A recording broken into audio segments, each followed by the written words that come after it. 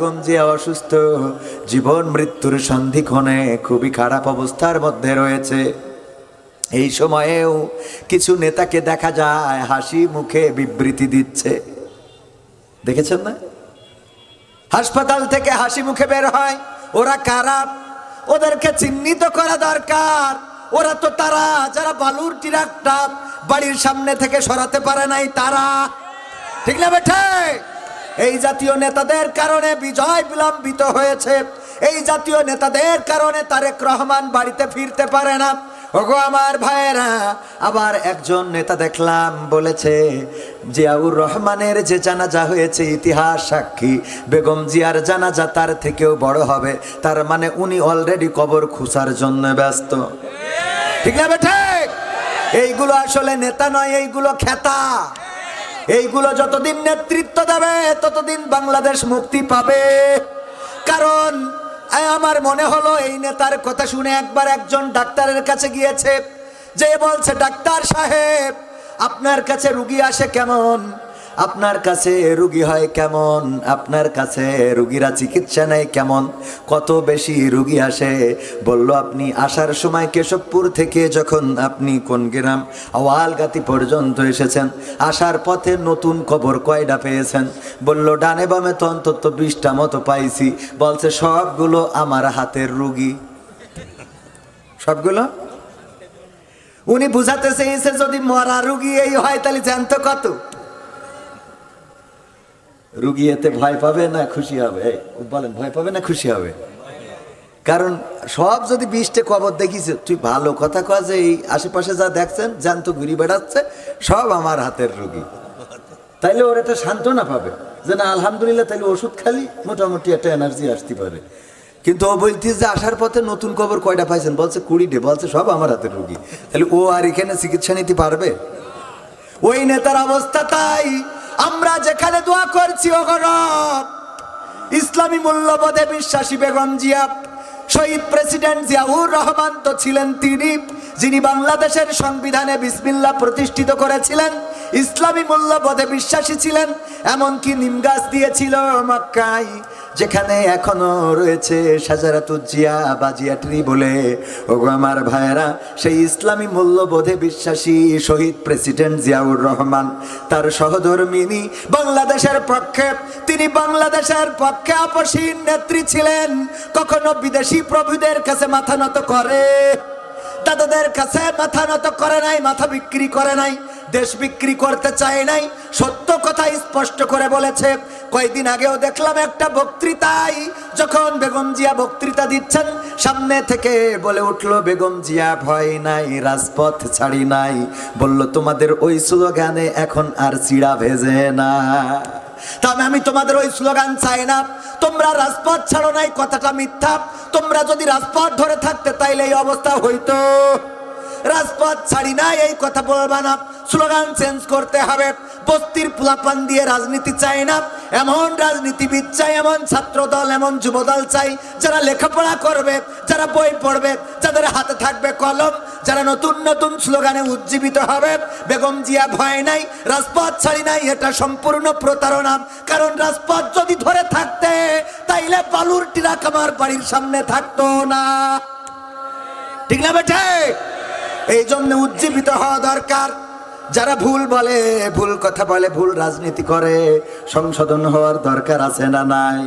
কারণ স্বাধীনতা, দ্বিতীয় স্বাধীনতা আনলাম, এখনো যদি বৈষম্য চলে, এখনো যদি আমাদের কথা বলার স্বাধীনতা না থাকে, এখনো যদি ষড়যন্ত্র চলে, এখনো যদি দাদাদের কথায় দাদাদের কলম দিয়ে দেশ চলে, তাইলে আমাদের এই স্বাধীনতার কোনো দাম কি আছে?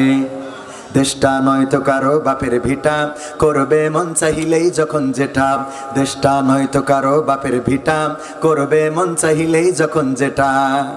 দেশটা লক্ষ মায়ের ইজ্জতেরই দামে কেনা, মাটিতে মিশে আছে লাখ শহীদের রক্ত কণা। দেশটা লক্ষ মায়ের ইজ্জতেরই দামে কেনা, মাটিতে মিশে আছে লাখ শহীদের রক্ত কণা।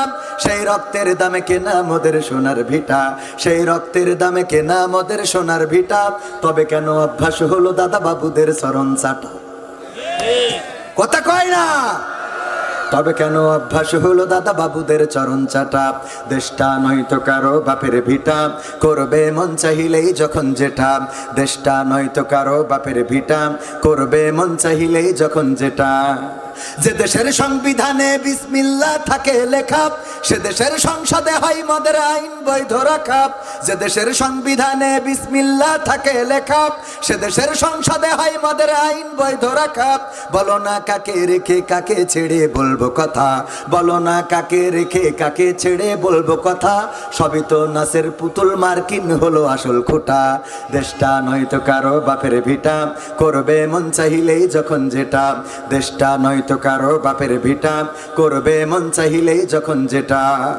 যে দেশের মাটি থেকে গন্ধ আসে ওই কালেমার, যে দেশের আকাশ ছুঁয়ে রয় দাঁড়িয়ে কত মিনার।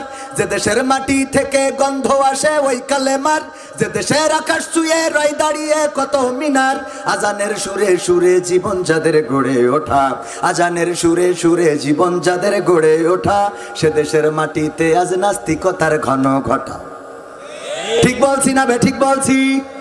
আউল বাউল ফাউল তারা কোরআন অবমাননা করেছে, আল্লাহকে অবমাননা করেছে, আল্লাহর ব্যাপারে এমন বাজে মন্তব্য করেছে যেটা শোনার পরে কোন মুসলমানের রক্ত টকবক করে ফুটে ওঠা ছাড়া ঘুমিয়ে থাকতে পারে। পবিত্র কোরআনের সূরা নাস নিয়ে কিভাবে অনুবাদ করলেন? আল্লাহ নাচতে বলেছেন, আল্লাহ বলেছেন কি? কুল আউযু বিরাব্বিন নাস মালিকিন নাস ইলাহিন নাস মিন শাররিল ওয়াসওয়াসিল খান্নাস আল্লাযী ইউওয়াসউইসু ফি সুদুরিন নাস মিনাল জিন্নাতি ওয়ান নাস। আল্লাহ রাব্বুল আলামিন এত সুন্দর একটা সূরা নাজিল করেছেন, যেটা শেষ সূরা নাস মানে কি? মানুষ আর ওরা এই নাচটারে নাচাতে নিয়ে গিয়েছে এবং বলল আল্লাহ এখানে নাচতে বলেছে, ওখানে নাচতে বলেছে, এভাবে নাচতে বলেছে, ওভাবে নাচতে বলেছে। এদের বিরুদ্ধে যখন সরকার কার্যকারী পদক্ষেপ গ্রহণ করেছে, তখন আবার তাদের পক্ষে দাঁড়ানোর মতো লোক আছে না নাই? যারা তাদের পক্ষে দাঁড়ায় আর যাই হোক তারা ইমানদার হতে পারে, ওদের ইমান থাকতে পারে। কারণ যে আল্লাহকে অবমাননা করে, কোরআনকে অবমাননা করে, তার পক্ষে কথা বলা শোভা পায়। আলেম ওলামার পক্ষে ছিলেন বেগম জিয়া, ইসলামী মূল্যবোধে বিশ্বাসী ছিলেন শহীদ জিয়া, বিসমিল্লাহ প্রতিষ্ঠিত করেছেন শহীদ প্রেসিডেন্ট জিয়াউর রহমান। সেই দলের পথিক হয়ে, সেই পথের পথিক হয়ে যারা এই বাউলদের পক্ষে কথা বলে, তারা আর যাই হোক জিয়াউর রহমান এবং শহীদ বেগম জিয়ার পক্ষের আদর্শের হতে পারে। কারণ ইসলামী মূল্যবোধে বিশ্বাসী যেই জাতীয়তাবাদী দল, সেই জাতীয়তাবাদী দল করে নাস্তিকদের পক্ষ নেবেন, এটা মানতে পারবো? এটা মানা যাবে? সুতরাং যারা হকের সাথে আছে আমরা তাদের সাথে আছি। দোয়া করি বেগম জিয়া যেন আবার সুস্থ হয়ে ফিরে আসে, বলেন আমিন। আল্লাহ তুমি আপসহীন নেত্রী, আগের একটা নেত্রী বাংলাদেশ ছেড়ে পালিয়েছে, তার ফাঁসির আদেশ হয়েছে। ভাইয়েরা আমার, এত কর্মী এত তেলবাজ ছিল, কিন্তু একজন রাজপথে দাঁড়ায় নাই। দাঁড়াইছে? অথচ কোরআনের পাখির যেদিন ফাঁসির আদেশ হয়েছিল, প্রায় 1.5 শতাধিক মানুষ জীবন দিয়েছিল, বলেন ঠিক কিনা? টেকনাফ থেকে তেতুলিয়া, রূপসা থেকে পাথুরিয়া, একটি নামে সবাই যাকে চেনে। 1-2 জন নয়, 1.5 শতাধিক মানুষ জীবন দিল শুধু জারি প্রেমে।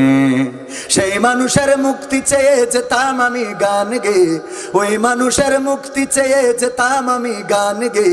সেই মানুষটি নাই দুনিয়ায় নাই, আজ আর মুক্তি চাওয়ার নাই প্রয়োজন নাই রে, আজ আর আমার গানের নাই প্রয়োজন নাই, আজ আর মুক্তি চাওয়ার নাই প্রয়োজন নাই গো, আজ আর আমার গানের নাই প্রয়োজন নাই।